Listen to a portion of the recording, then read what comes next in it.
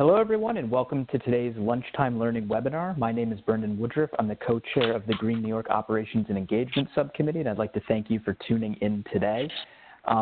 First, right off the bat, I just want to say that I hope that everybody is staying safe, that they're staying healthy, and that so are your loved ones and the people you care about.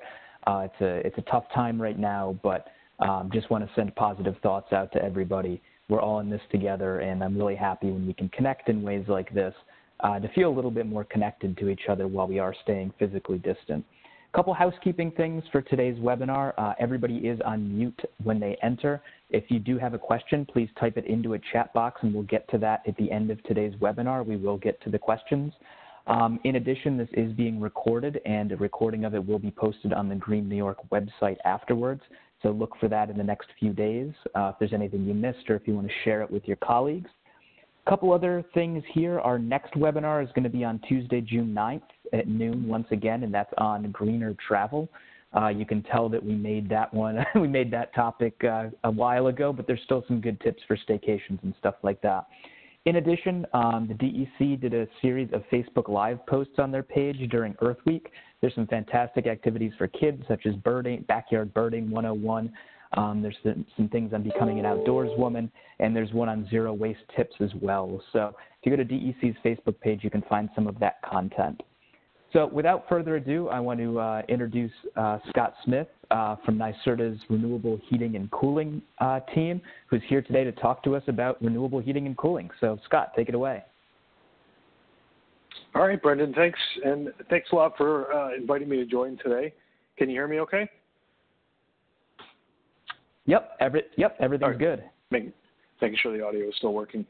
Excellent. Yeah, so I'll start by echoing some of what Brendan said. And you know, these are challenging times that we're in. And I know most or all of us are working remotely. And I also hope that everybody's staying safe and staying sane. I know I've been busier since I've been working remotely than I was when I was in the office, which was a little hard to imagine. But the exciting times, you know, in clean energy generally before the crisis, and hopefully opportunities to, you know, to keep momentum and see how clean energy and clean energy funding can help with the build back. So as Brendan said, I'm going to talk about clean heating and cooling. That's the department that I'm in at NYSERDA. I've actually been at NYSERDA for 22 years this year. I've done work on a lot of different things. I'm a chemical engineer by background. I've got a master's and bachelor's in chemical engineering. And I've worked on industrial process efficiency. I've worked on large commercial buildings. I've worked on combined heat and power. And my focus now is on decarbonizing buildings. So that's what I'm going to talk to you about today. And, you know, there are a lot of benefits to decarbonizing buildings and to growing the installation of the market penetration of clean heating and cooling. You know, these are some of them. After transportation, heating and cooling buildings is the second largest source of carbon emissions. And if you look, you know, way downfield to where we're going to be you know, when we reach the goals that were established in the Climate Leadership and Community Protection Act in 2050, when we reduced our carbon emissions by 85%, nearly all buildings will be heated and cooled with zero carbon technology. And so the goal, the plan here is, the long-term vision is we're going to make the electric grid carbon-free by 2040, and then we're going to electrify transportation and the heating and cooling of buildings, and therefore make those two sources also emissions-free. But in the meantime, while we still have a grid that has fossil fuels on it, there's still carbon benefits in most cases to installing this heat pump technology in buildings. We're also doing other things like increasing the efficiency of air conditioning in most cases, or providing air conditioning where it doesn't exist, which can be a health benefit and certainly a comfort benefit for residents.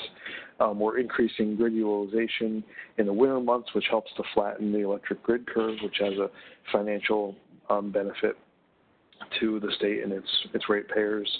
And particularly for people that are on that are using high-cost delivered fuels like fuel oil and propane, there's quite a bit of cost savings that can be had even with the current cost paradigm technology. Just to sort of reinforce that or show a little detail about the carbon emissions from heating and cooling buildings. And this is heating, cooling, hot water. It's a third of the carbon emissions, and you can kind of see, fuel sources and sectors here. And just mention on this, but this is a slide chart that's actually from a Renewable Heating and Cooling Policy Framework that we published in 2017. Some of the information on the market is a little dated, but it is a good summary of the market, at least a few years ago, and some of the opportunities. So if you're really interested in this topic from a policy perspective, reading that policy framework, which you can find right on our website, is something I'd recommend doing. Just to kind of try and reinforce for residential buildings, and I'm sort of talking to you all. I mean, obviously we're coworkers in New York State, and there's a New York State building and sustainability angle, but also I'm also talking to you all as residents, and in looking at your household energy use, these are average numbers that are put out by the DOE, but pretty consistent with what we see here in New York. And, over 70% of your energy use is for these three things, heating your house, heating your hot water, or heating your water, and cooling your house. And so, it's a bit, if you're looking to reduce your carbon emissions or you're looking to reduce your energy consumption, addressing your heating and cooling is an important step. I mentioned the Climate Leadership and Community Protection Act. I also wanted to mention, proceeding with the Public Services Commission that sort of establishes a kind of like a near-term target and some funding to try to help us get there. It's called New Efficiency New York, and the final order was issued earlier this year, establishing a budget. It's actually a really big overall budget of about $1 billion. There's $454 million though specifically set aside for heat pump market acceleration by the utilities. So they're going to be providing. We've been running incentive programs the last couple of years for air source and ground source heat pumps, and I'll get into the technology a little bit more in a minute. But the utilities are going to take over that work, or have actually taken over that work as of April 1st, and they're going to be providing incentives in the amount of $450 million over the next 5 years. And NYSERDA is going to be making a companion investment of somewhere around $250 million to support that, to do market development work supporting that. And so, as the states here, as I mentioned, the utilities took over running those programs. So what I thought I'd do, is talk to you a little bit about what the technologies are at a high level, give you kind of a primer on heat pumps. And there may be a varying level of sophistication for all of you, and certainly I'm happy to get into more detail in the questions, and I'm sure that I will get some specific questions. But as an engineer, the thing that gets me kind of excited, that gets me really excited actually about heat pumps, is that they represent what I consider to be sort of an evolution in heating technology. So furnaces and boilers, which is most of us have in our houses, actually create heat, right? So they take a fossil fuel, and they burn it in some sort of igniter, and then that heat is captured by the heating distribution system, whether it's an air-based system or a water-based system, and circulated around the house. And there's a natural thermodynamic limit to the efficiency of that. There's always going to be some loss of energy in the combustion process. Not that there aren't losses in a heat pump system, but that thermodynamic loss of burning the energy is eliminated because the heat pumps don't actually make heat. What they do is they transfer heat from one place to another. So they're transferring heat from your building to the environment during the summer and vice versa during the winter. And I think that's very cool and makes them extremely high efficiency. You couple that with a renewable source of electricity, and it's a great way to reduce our carbon emissions. So, from a technology perspective, you all have a heat pump in your house. The most easily identifiable heat pump in everybody's home is your refrigerator. And your refrigerator is doing something very similar to what a heat pump system would do in your house during the summer. It's taking heat out of the refrigerated space and putting it into your house. So if you've ever put your hand behind the refrigerator, there's a fan back there, and you can feel when the refrigerator is running, you can feel the warm air is coming out of there, and that's essentially what it's doing. A heat pump is essentially the same technology, and it just has a reversing valve so that it can switch which direction the heat is flowing. And we talk about two major categories of heat pumps and really distinguish them based on what the source of the energy is, where you're transferring heat from. And so we talk about ground source heat pumps, which transfer the air between a building and the ground. And I'll talk a little bit more about how in a minute. And then air source heat pumps, which transfer heat between a building and the outside air. And this is something that so sort of the people that are in heat pumps get questions about a lot from people who aren't as familiar with them. Is there really enough heat in 0-degree air to heat a house? And the answer is yes. There's a lot of heat in any medium, and it's just a matter of efficiently compressing it and transferring it into the building. And air source heat pumps can work down to even negative temperatures. There's some that are rated down to even below -13 degrees. So again, two basic types of heat pumps. On the left-hand side, air source heat pumps. On the right-hand side, ground source heat pumps. For air source heat pumps, two main types for homes that are used for space heating. Ductless mini splits, which actually represent somewhere in the neighborhood of 75% of the state's air source heat pump sales, or heat pump sales really. And then centrally ducted systems. So a centrally ducted system would drop in where your furnace goes in your house. Sort of a one-for-one replacement with that. The ductless mini splits are nice and flexible in that they can serve a single room, serve a zone in the house, and they're efficient in that they eliminate the losses that a ducted system typically suffers from. There are also heat pump hot water heaters in the bottom left-hand corner. And I have variable refrigerant flow systems kind of in the middle here because that technology is used for big buildings, and you circulate the refrigerant around the building instead of circulating water or air around the building. And they're in the middle because they can be connected to either an air heat exchanger or a ground heat exchanger. And then on the right-hand side for ground source heat pumps, we typically distinguish those by the type of loop, the type of heat exchanger. And I'll talk about the importance of that more in a minute. But there are closed loop systems, which are on the top, those four types. There's a thing where you can bury refrigerant piping directly in the ground called direct exchange, and then there are open loop systems. All right, so I'm going to get into some more detail now on ground source heat pumps and kind of how they work and why they're important.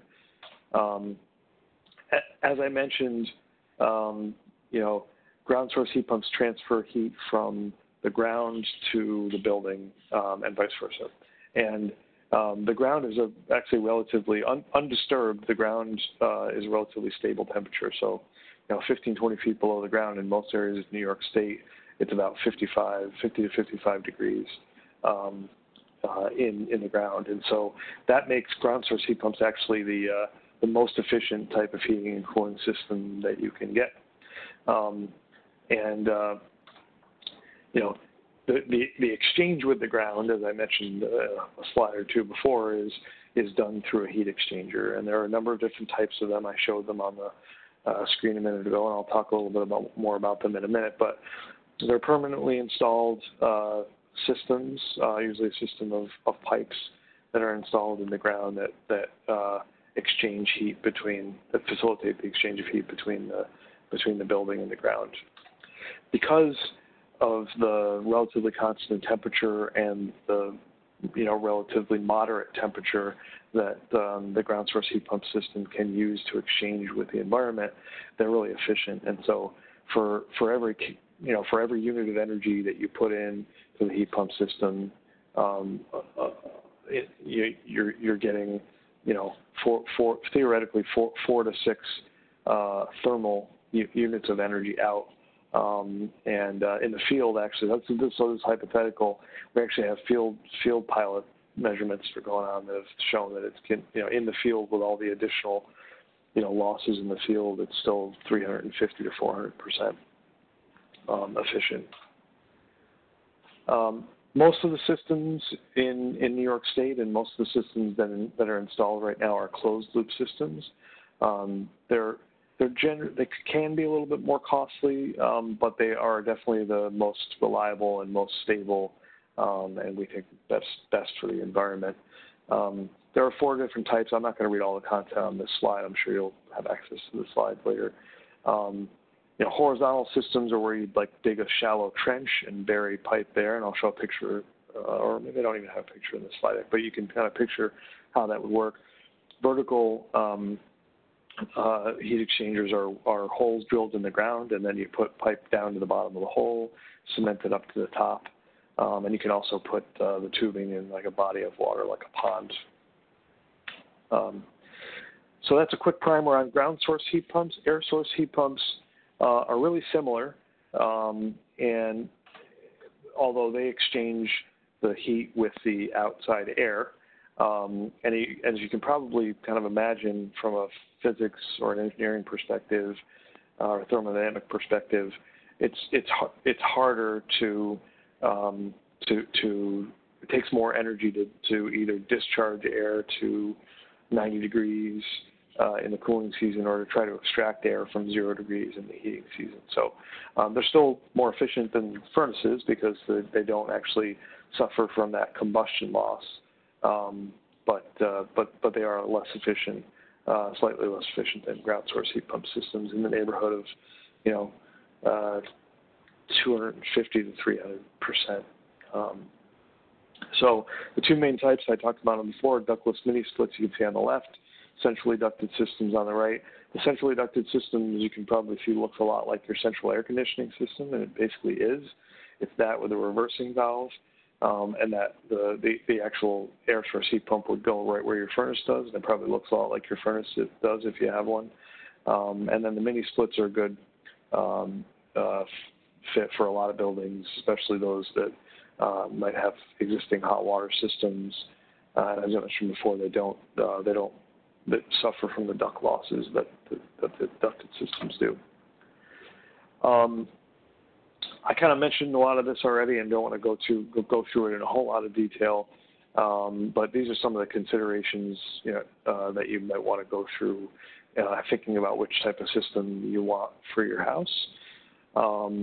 And as I mentioned, the ductless mini splits represent about 75% of the sales currently in New York, and those can be installed as single zone systems where you have one indoor unit, which is this thing on the top left, and one outdoor unit, which is the thing on the bottom left, or you can set it up where you have one outdoor unit connected to multiple indoor units. So I'm going to talk quickly about variable refrigerant flow technology, which, essentially in this, as I mentioned before, this is typically a better fit for larger buildings. And it's zoned a lot like a rooftop unit system might be. So, and I guess I'll just pull that up right now. So I'll just show this really quick and then I'll come back to it. So each of these, each of these units that you can kind of see hanging from the ceiling would be analogous to what a rooftop unit would be. So it's kind of zoned like that. And then between the zones, you have, instead of distributing the heat with air or water, you're actually distributing the heat with the actual refrigerant. And there's some inherent efficiencies in that. Generally, so that refrigerant system that I just mentioned be connected to outdoor units like this, on the top of the building, or could be connected to a ground heat exchanger, as I mentioned previously. One of the potential benefits to VRF systems is that they can do simultaneous heating and cooling and heat recovery. So the refrigerant goes back to this thing that's labeled branch controller there, and sort of exchange the different refrigerant lines exchange heat with each other before it's sent to the outdoor unit, which increases the efficiency relative to say a ductless mini split. One of the issues here is there's a lot of refrigerant piping, and that makes it a little costly to install. And there are some leak risks, or more leak risks than there would be in a package system. But as long as the piping is installed well by a knowledgeable contractor, there shouldn't be any leaks in the system. So that's an overview of the technology, and it took about 20 minutes, but felt quick. So hopefully that was good enough, and was very much looking forward to answering your questions. I'm just going to take a few more minutes to talk about one of the things that we're sort of doing to help grow the market. We're funding these clean heating and cooling community campaigns around the state, and they're essentially local community-based organizations that are helping to primarily, educate consumers about the availability of heat pumps, also talk to residents about the importance of reducing their heating load and tightening up their building envelopes, and then facilitating relationships between those customers and installers that these campaigns have selected, to try to facilitate a high-quality, lower cost installation. We actually and to reduce those costs by essentially aggregating, providing a pipeline of customers for contractors, and reducing the soft costs or the customer acquisition costs. We also are providing them with some funding for local workforce development, because growing this workforce is an extremely important part of our task for the next 5+ years. And we're also doing some pilots to try to figure out how to better engage low and moderate income households in New York. So we currently have 15 communities that are active in the state right now, and we're adding another 12 by the end of this summer, so we'll have almost 30.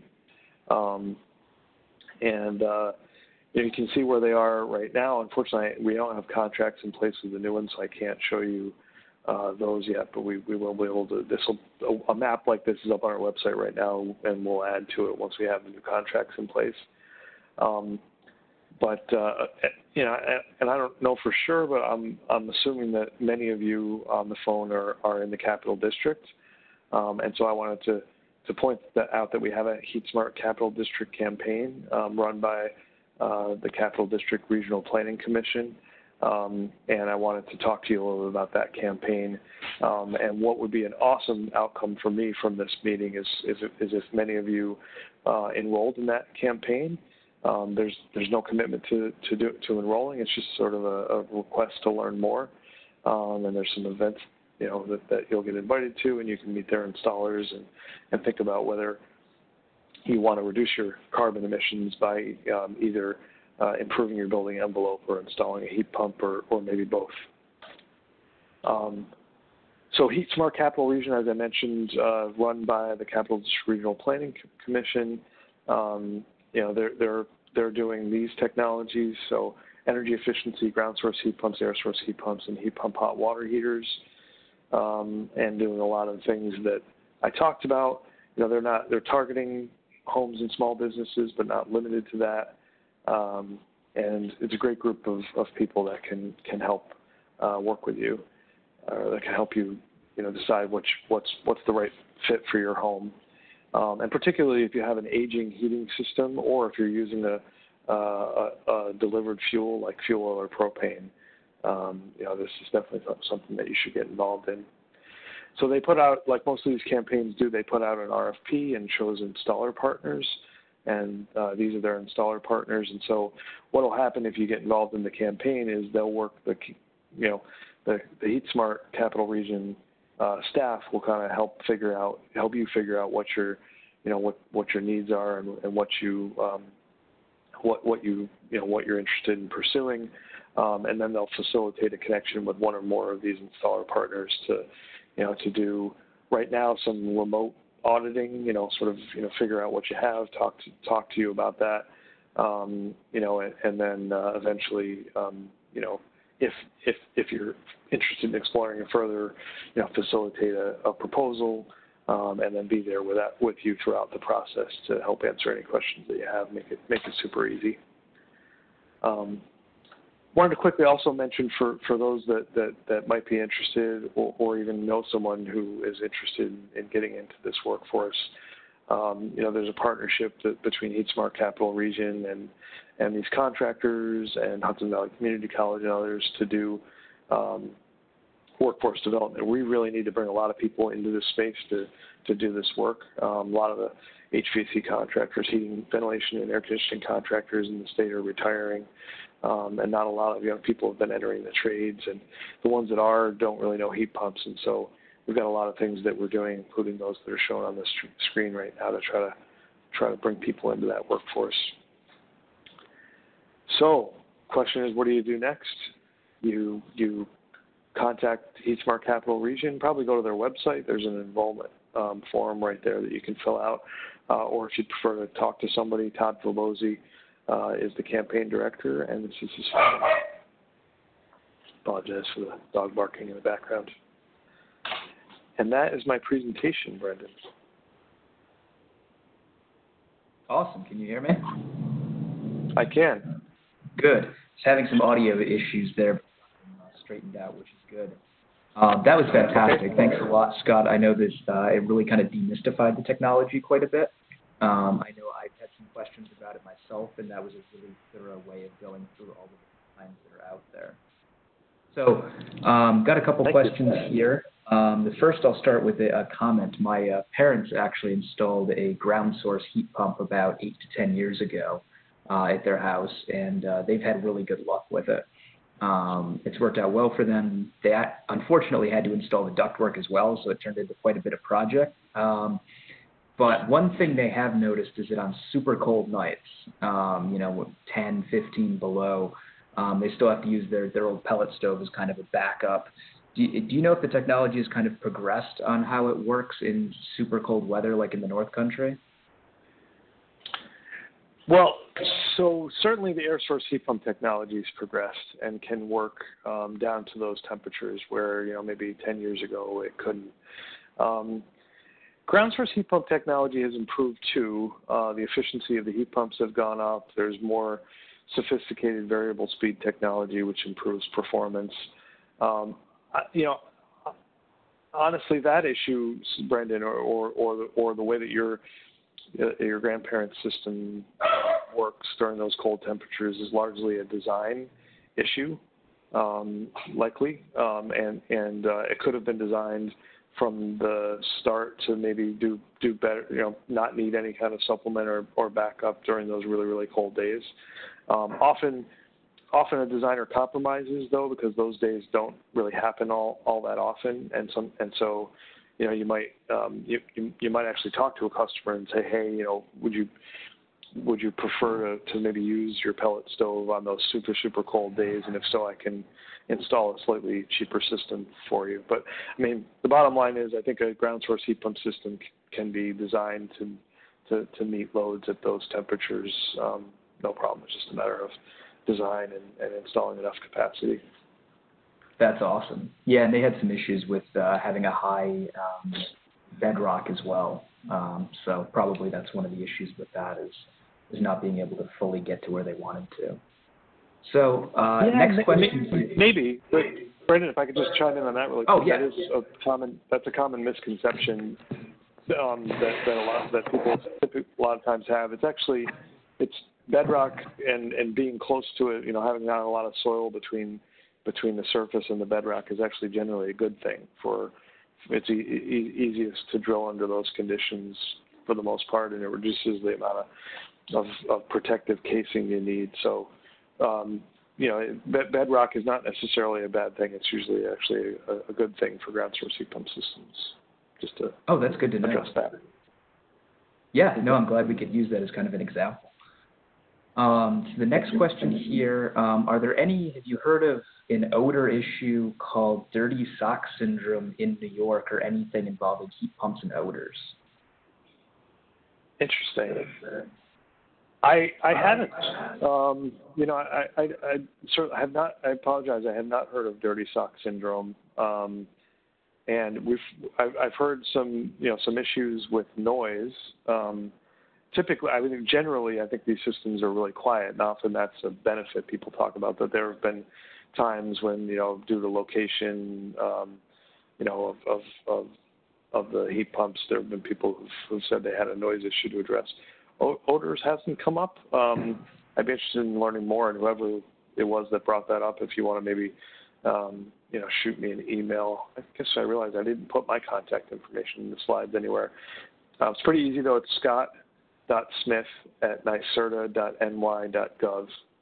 And I'd love to learn more. But no, odor issues aren't a common thing that comes up related to heat pumps. And because there's no combustion, there's no carbon monoxide, there's no smell related to that, there's no oil storage.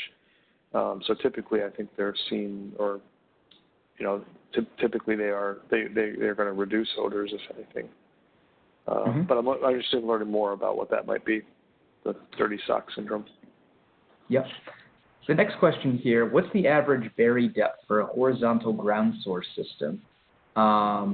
And does it need to intersect the water table? So it needs to be installed below the frost line, is the most important thing. And that's, if I remember right, that's at least 7 feet deep. I think the average depth is probably, between 8 and 12 feet. It doesn't have to intersect the water table, but that can benefit the heat exchange. So if you have water table at the depths that you can trench to, it might change the size of the amount of piping that you need, because you'll get better heat transfer in wet soil than you will in dry soil. So I've had a couple questions come in about where folks can get information on contractors and the programs outside of the capital region. Is there a website that NYSERDA has where people can go to learn about their local campaigns? Yeah, if you're looking for another HeatSmart campaign, that map that I showed during my presentation is up on our website. And you go to NYSERDA.ny.gov, find a program, Clean Heating and Cooling Communities. And I could probably facilitate getting maybe a link to Brendan that he can send out. It's pretty easy to find, though. And then there's a map of them, and if you hover over the campaign, it'll show you who's running the campaign and the contact information for the campaign. And then we actually still have, even though we're not running the program anymore, we still have our participating contractor lists. If you're looking, the first part of that answer was about the campaigns. If you're generally looking for installers, the participating installer lists from our program are still up on our website, and the utilities are building theirs, so there will be installer lists up on the utility websites eventually too. Awesome. And next question here. What is the difference in price between the ground source and the air source systems? Yeah, so that's a really good question. A lot of it depends on whether you're sizing it for your whole house or, which is usually the case, almost always the case for ground source heat pumps. It's a little less often the case for air source heat pumps, depending on the customer's needs, typically, we're talking about, $15,000 maybe for a typical home if you're going to do the whole house the whole home with air source heat pumps, and maybe between $35,000 and $40,000 in most of the state for a ground source heat pump system. Both of those numbers are before the incentives. So there's a utility incentive for both air source and ground source heat pumps that kind of helps to bring the costs down quite a bit. And there's also a federal tax credit specifically for ground source heat pumps of this year 26%, which further brings down the cost. So you can get a ground source system after tax credits and incentives installed for in the neighborhood of $20,000 to $25,000. And a lot of the contractors are offering no money down financing for the systems. And then after the incentives, the air source heat pump system, it may be in the range of $8,000 to $10,000. So both are still more expensive than a furnace or a boiler. But if you have to replace your furnace or boiler anyway sometime soon, then there's pretty significant cost savings available, especially if you use a delivered fuel like fuel oil or propane. And if you happen to use heat with electricity, it's pretty much a no-brainer to go to heat pumps because you're going to quadruple your efficiency. Mm-hmm. And with that, do you have any kind of, or is NYSERDA run any numbers on kind of total cost of ownership of various heating systems, like fuel oil versus gas versus heat pumps? Yeah, so there's some information like that in our renewable heating and cooling policy framework, and we need to do more. That's something that we need to do more of. We're doing a series of pilots around the state that are wrapping up now. Actually, we've been working on it for a couple of years. So we did 40 air source heat pump systems in the Hudson Valley, 20 in like the northern Hudson Valley, and then 20 in Brooklyn and Queens. We're doing 30 or so on Long Island. 30 or so ground source heat pump systems on Long Island, and that data is going to be on Open New York, and we're going to publish reports on it soon, which will help answer some of those questions and questions people have on performance. And we're sort of regularly on the lookout for and trying to develop case studies that'll help also answer that question. And can you speak a little bit more about incentives that are available to low and moderate income communities for this technology? Sure. So the low to moderate income households, which are, as people probably know, about half of our households in the state, are obviously eligible for the utility incentives. We generally know that that's not going to be enough. That's not going to be those incentives are generally not going to be enough to bring these technologies within reach of those customers. So we actually have a specific pot of money set aside to figure out how to solve that problem. We're going to be spending about $30 million over the next few years, testing out concepts to make these technologies more affordable for LMI households through different maybe ownership models, like a leasing model or a pay-as-you-go kind of model. We're also going to be in the near term. Very likely, we're still waiting for approvals of a lot of this, official approval of a lot of this work, but we're likely going to try to add to the utility incentives for some of those customers in the near term. Mm-hmm. So we've had a number of specific cases come in. We talked a little bit about my parents' example there. So I had another one here I'll just throw at you because I think this gets kind of into what we were talking about since every house is different in terms of the heating and cooling systems. So do you have any recommendations for a home that has central AC? So it has the ducts that are mounted to the ceiling and an oil furnace with baseboard water heat. Do air source heat pumps work well with the ducts being up on high, or is there a way to tie a heat pump into baseboard water? Yeah, so it's a great question.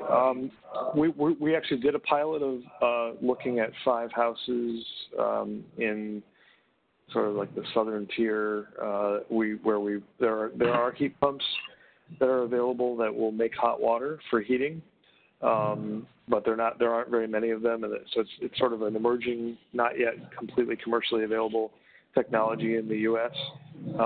And the heat pumps produce low temperature hot water. So you have to make some adjustments in the baseboard radiation systems, or maybe in some cases install some additional supplementary air based heating. I think and so both air source and ground source can interface with a hot water system, but there's more work that needs to be done in the technology there. You can have a contractor come in, and often your cooling only ducts will be of sufficient capacity to do the heating. That's not out of the question, but you need to have somebody take a look at that. Another option would be to just install a ductless system where you'd sort of abandon the ducts in place and the oil furnace, or you might probably keep the oil furnace for backup on the coldest days, and then install a ductless system with maybe 3 or 4 outdoor units serving the house, depending on how big it is. Mm-hmm. So this is kind of a general question about NYSERDA grant programs, but have there been any changes with the current pandemic and economic situation to any NYSERDA programs? No, sorry, I'm not sure if I understand the question. We are making some changes and already have made some changes to programs as our response to the pandemic, to try to, make things easier for contractors and customers, changing or accelerating payment schedules. We've, for example, increased the cost sharing for our internship and on-the-job training programs. So that was the crux of the question. We have made some of those changes, and more are coming, to try to help the industry, and consumers kind of stay on the path to clean energy and capitalize on whatever opportunities there are more easily. I saw a question pop up in the chat, although they're going by fast enough for me not to read them all. I thought someone was maybe asking whether there are budget implications as a result of this that have arisen yet, and the answer is no. None that have arisen yet. I mean, it's always sort of a possibility when we're in really tough times like this, but so far, the funding, generally, if we've committed funding to a specific contractor, if NYSERDA has committed funding to a specific contractor, project, or program, we'll follow through on those commitments even if things do change. But right now, I'm not aware of any changes to clean energy funding as a result of the pandemic. Mm-hmm. Are there any radon issues or things to consider with the ground source heat pumps?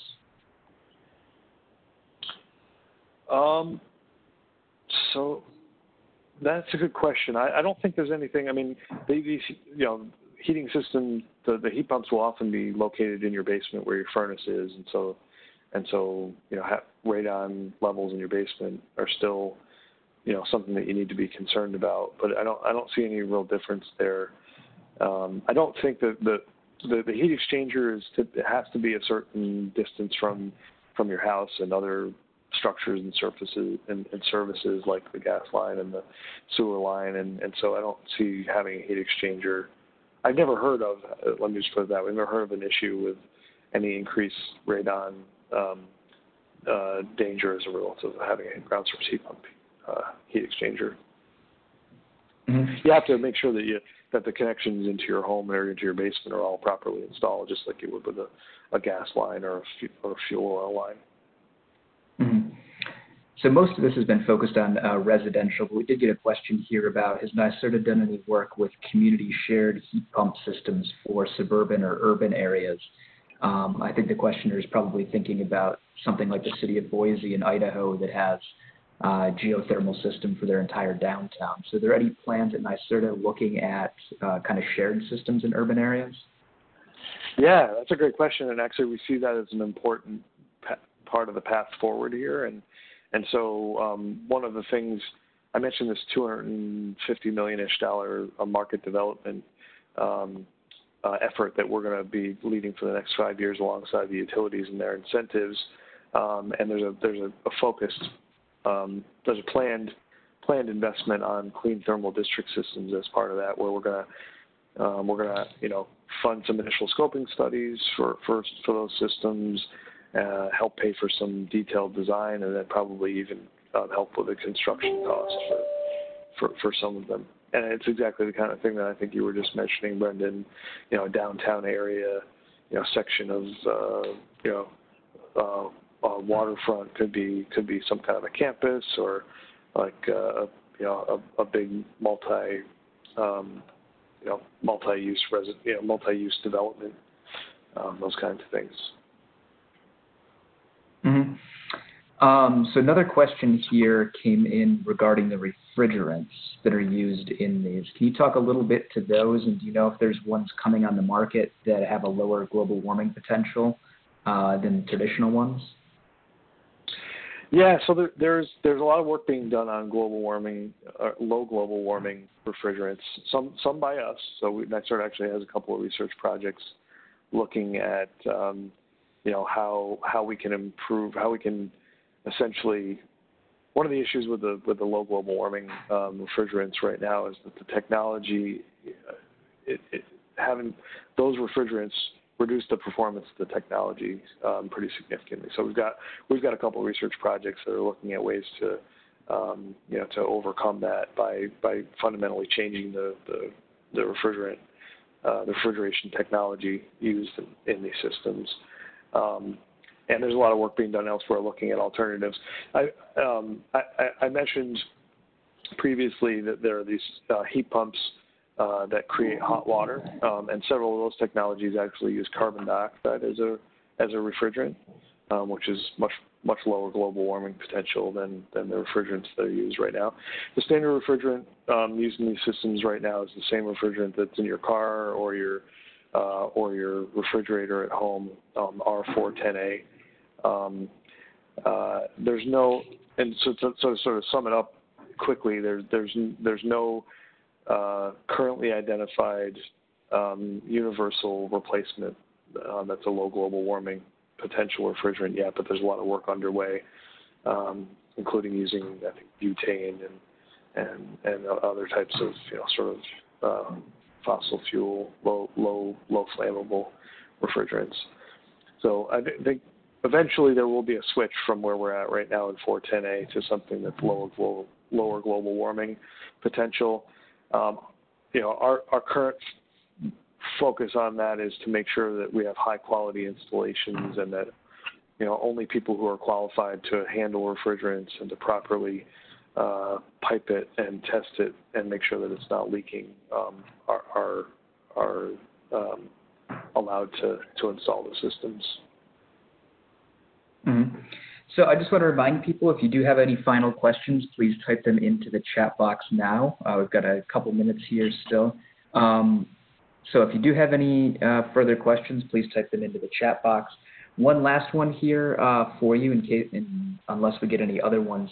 Are there any issues with disposal of these? I know we're right at the beginning of the technological kind of adoption curve here, but we're always trying to think of kind of end-of-life care for new products as they come out. So are there any special considerations with that?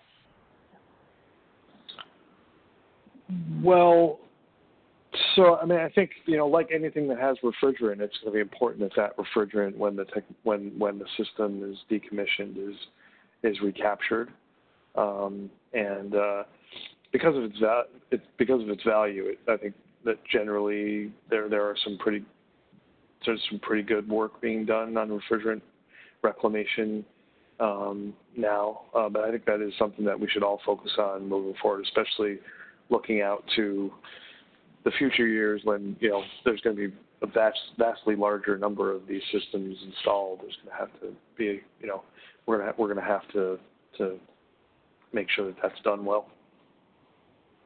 Mm-hmm. And just checking here for any final questions. Can you clarify a little bit about what it means when you're signing up or enrolling for the HeatSmart campaigns? Yeah, so essentially what you do is provide them with your information and let them know, like enroll in the campaign. And when you do, you're basically raising your hand to say you're interested in learning more. And so, HeatSmart Capital Region staff will contact you and, ask you about your current situation, what your interests are, what your heating system is, whether you've had energy efficiency work done in your house, provide you with resources, necessary to kind of help you learn more about the options that are available.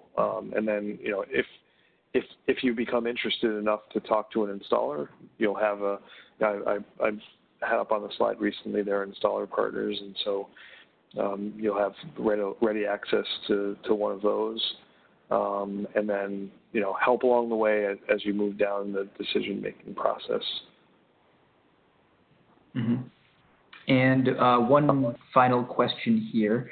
So can a heat pump be installed alongside a mid-life furnace to extend the furnace's life and prevent the need to install another furnace in the future? I think generally yes.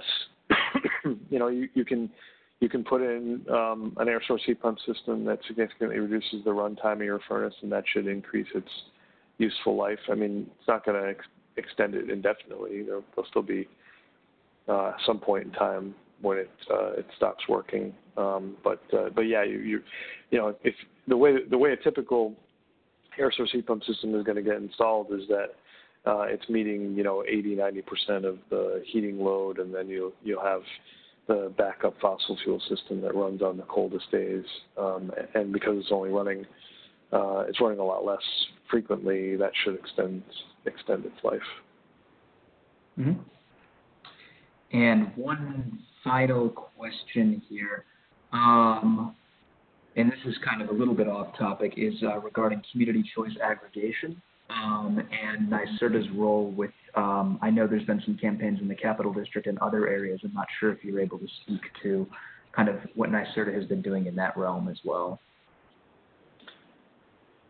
Yeah, well, I'm not directly working on that, but we have been providing some funding and some assistance to areas that are interested in doing a customer choice aggregation program, and actually it's a great way to get.